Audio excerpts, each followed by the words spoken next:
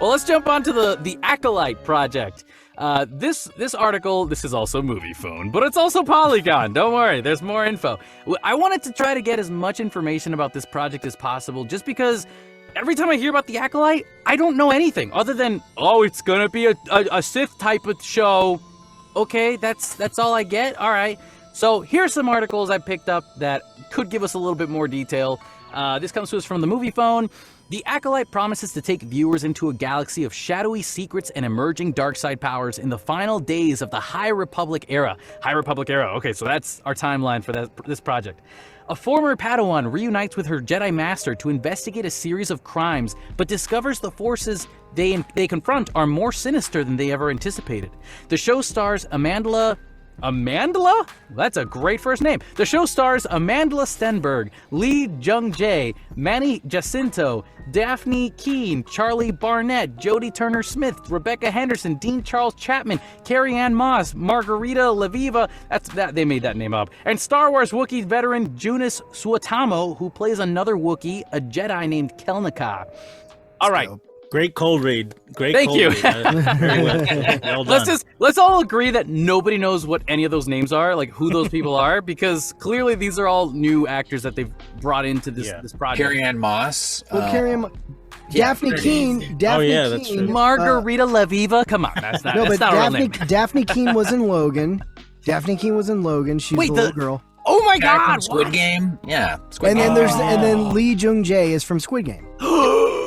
Okay, all right. Well, let me continue on with these articles then. Now you've got me. Now I'm hyped again. This comes to us from Polygon. The High Republic is Star Wars' newest time period, and up until now, we've only really gotten to explore it through books. Thankfully, the first look at Star Wars: The Acolyte, a crime series set towards the end of the Republic's brightest days during Star Wars Celebration 2023, is here to fix that.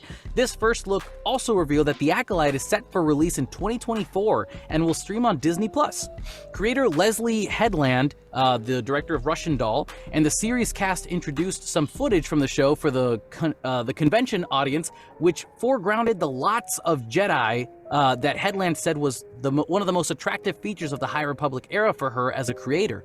The footage also emphasized the Acolyte's wuxia-style martial arts combat, reminiscent of films like Crouching Tiger, Hidden Dragon. One crowd-pleasing shot had 7 Jedi, led by Lee Jung-jae's character, unsheathing their lightsabers in unison.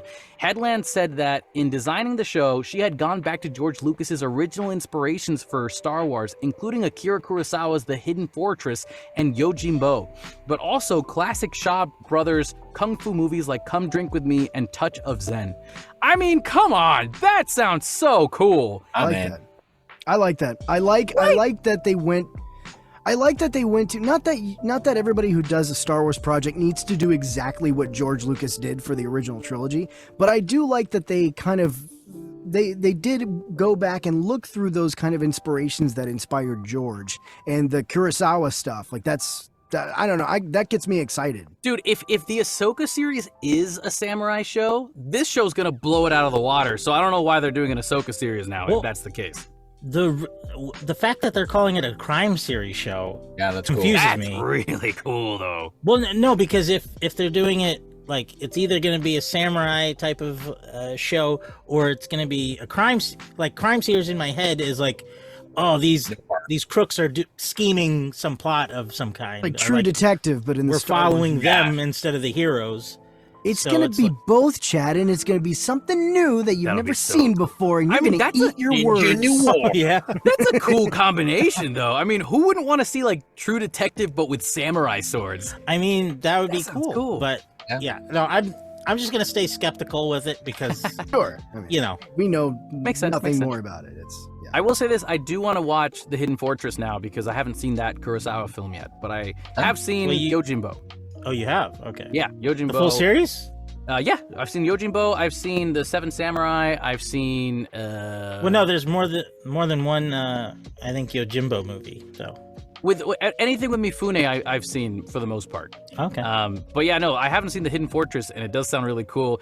But just the idea of Crouching Tiger, Hidden Dragon, you guys remember that movie? They were like flying off in trees and punching each other up in the air like Super Saiyans. Like that sounds incredible. If you're gonna do like a Kingdom Hearts fighting style with lightsabers.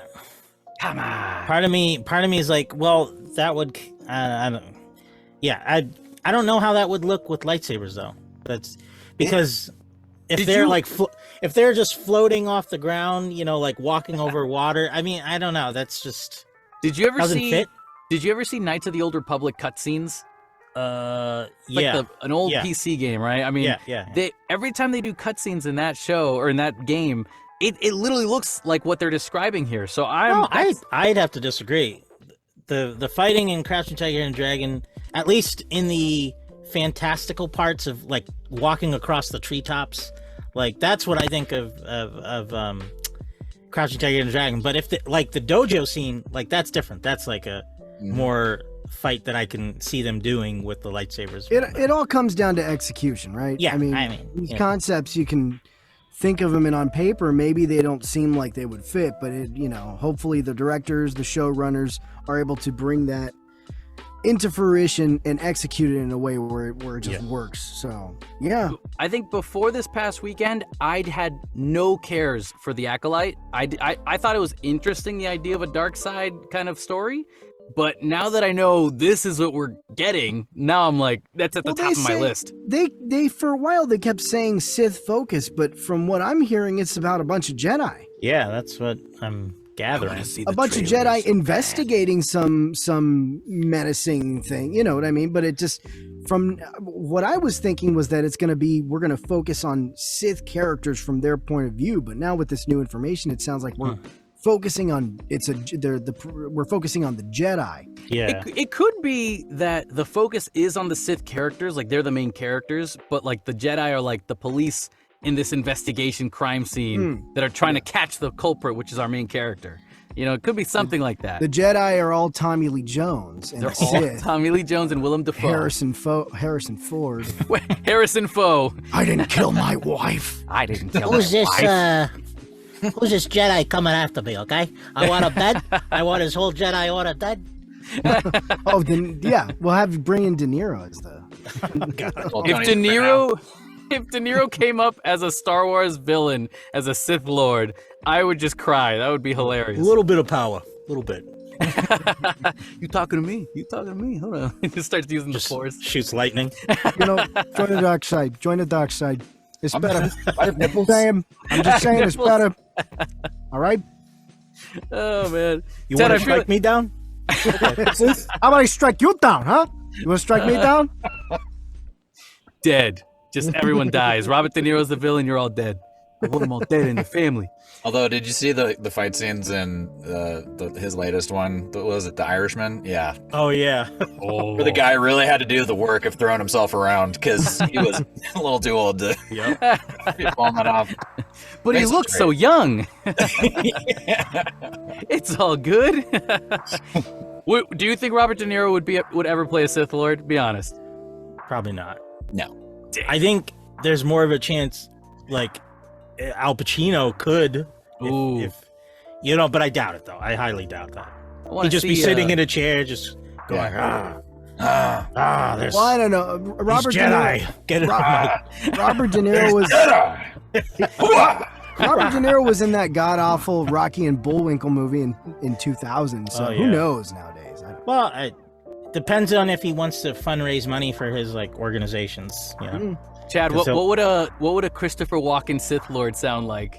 A Sith Lord. I need to get these Jedi. Lots of times they're running around, waving their swords, but I got some for them.